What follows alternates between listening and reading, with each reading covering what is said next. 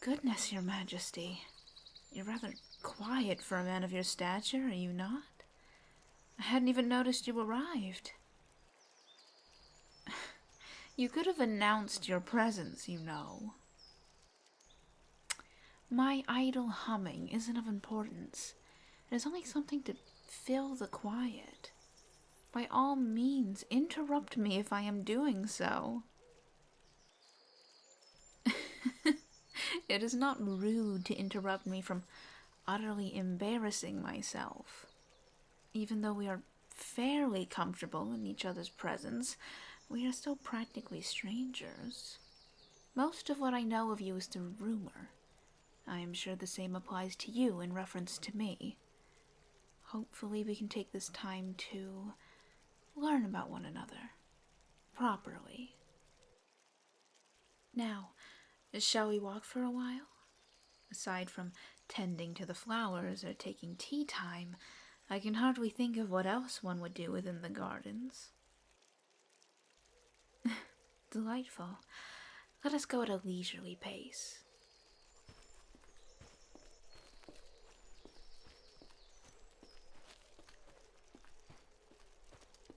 Truthfully, my constitution isn't as strong as others. I don't like letting any of that set me back, but even I at times have to set limits on myself. Extended travel and dedicating myself to that trade agreement took a lot out of me, so forgive me if I cannot quite keep up with you.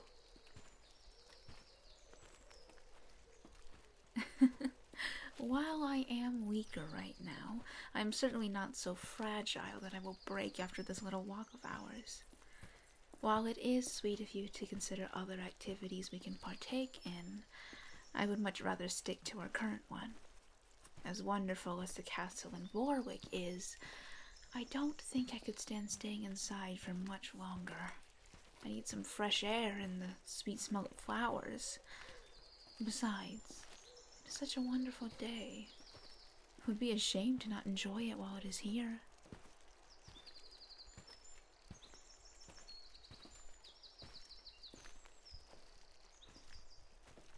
Your Majesty, I take it you are partial to the gardens.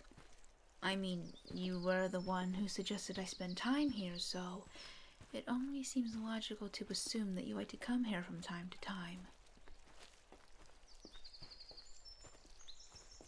Once you did. I see. I will not push you any more on the subject then. As for me, I adore flowers. The Castillo in Balia has the most wonderful collection of them in the courtyard. Since Balia never really goes through the colder seasons of the year, there's always something in bloom. Whenever I have free time, I like to sit in the courtyard. I'll drink tea, write my letters, or just take care of the flowers myself for a short while. I saw that look on your face. Is it so surprising that I would garden of my own volition? Your Majesty, I'm not so fragile that I can't take care of a flower bed. Besides, I rarely have anything to do when I'm home other than stand around like a prop. As you likely realize already, I am a princess without power, really. Not that I'm upset about that or envious in any way, but there's hardly any way I can be of use other than acting as an ambassador. It would be a shame if everything I studied so hard for was for nothing. Forgive me, Your Majesty. That is far too heavy for casual conversation. Disregard the latter portion of what I said.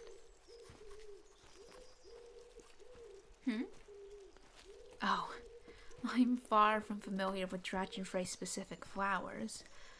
Seeing as your parents focus trade with Solikirja on Matahari and Erasion, There was little chance of any of the Balian imperial family being allowed entrance, even if all I wanted to do is look at flowers.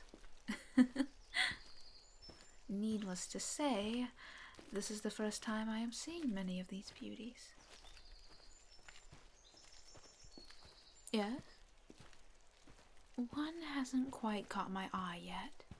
Of course, they are all unique and wonderful in their own ways, but I still need to find one that is particularly striking. At least to me.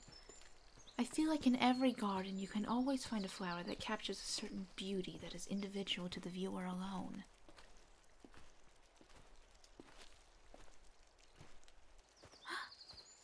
What is the name of this flower?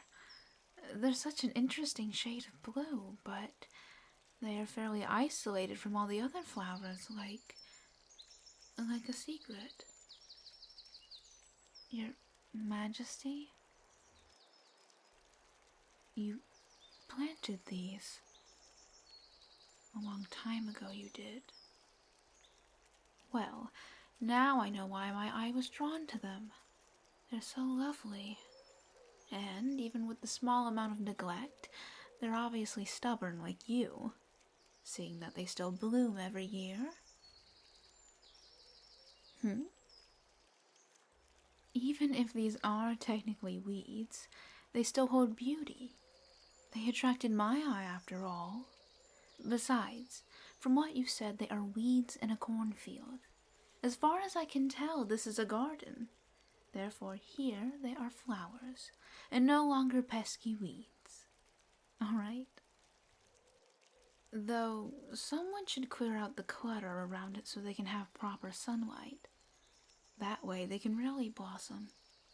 Even though they have persevered for this long, it would probably be best if they were properly tended to now. A helping hand would be nice. And if no one else does it, then I suppose I will just have to return on one of my better days and tend to the task myself. Oh, I'm quite serious, Your Majesty.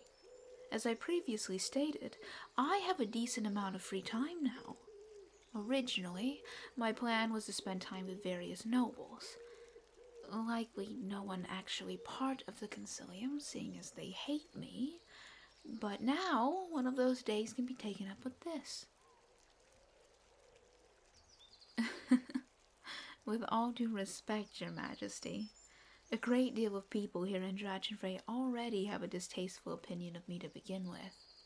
I doubt that their discovery that I engage in physical labor, to a certain degree, would really taint my reputation here any further. That is sweet of you, but nothing can be done about the way the Empire is seen to outsiders. We forged a history built upon power and fear, using our might to take what we wish. Of course, there were more minute reasons for the actions the Empire took, but that was the gist of it. The people and our reputation paid the price. All my sister and brother-in-law can hope to do is fix it. Turn it on its head so that the title of Empire can equate to more than just brute strength. I mean, you are doing the same thing here, are you not? Changing the perception of Dragonfrey, breaking some outdated traditions. While I was still taking care of things in Karajan Matahari, I heard a rumor that you abolished the law that stopped women from positions of knightlyhood or leading the life of a soldier. Apparently, when the Concilium threw a fit about it, you angrily claimed that logically it's foolish to turn away good soldiers just for having a bosom. Tell me, did you really say that? Oh, of course.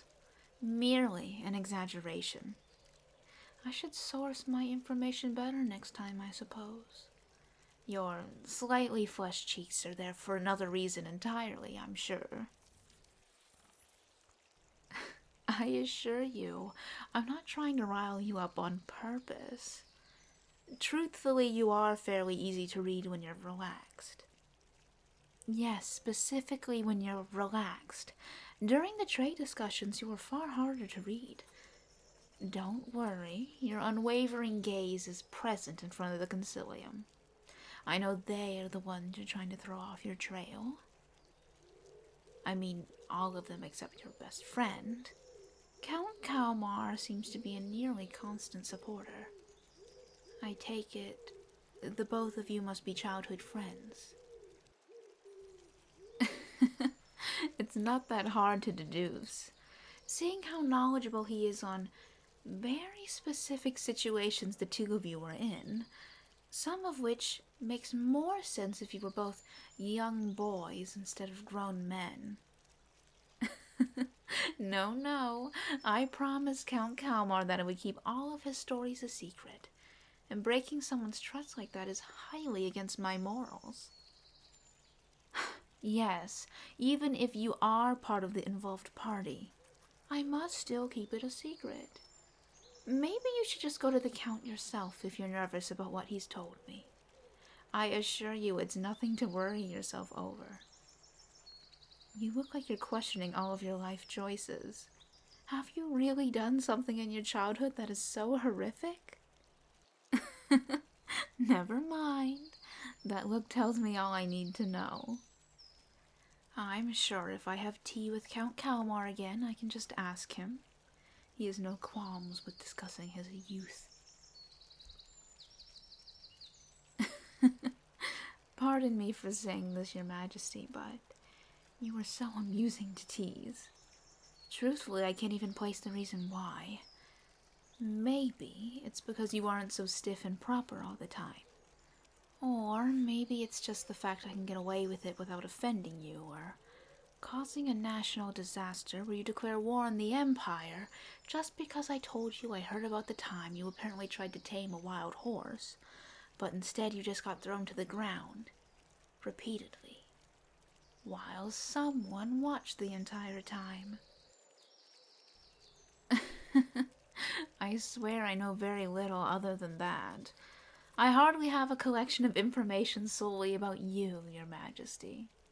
Though if you feel bothered, I don't mind evening the playing field. Is there any question on your mind? Something you just need to know about me? Huh? Pardon me, it's just... I give you the opportunity to learn whatever you wish about me. But then your one question is, what is my favorite flower? I was expecting something else. Well, to answer your question, I like guamamela flowers. They're a fairly common flower in the Empire, so there isn't anything particularly rare or exotic about them. But all of the varying colors delight me. And, in the end, that is all that matters. Don't you agree? I'm glad that we are like-minded, then. Though it seems we are like-minded in many other ways already. My, where has the time gone? I shouldn't keep you from business any longer. After all, you are a very busy man. And I think the Concilium would highly dislike it if you left them waiting, because you were entertaining me, of all people. I doubt they would fully revolt, Your Majesty, but it is better to be safe than sorry. I must admit, Your Majesty, the gardens were far more entertaining than I originally thought they would be. Thank you for spending this time with me. Hopefully our paths cross again soon. Until then, I wish you luck in that den of monsters you call a council.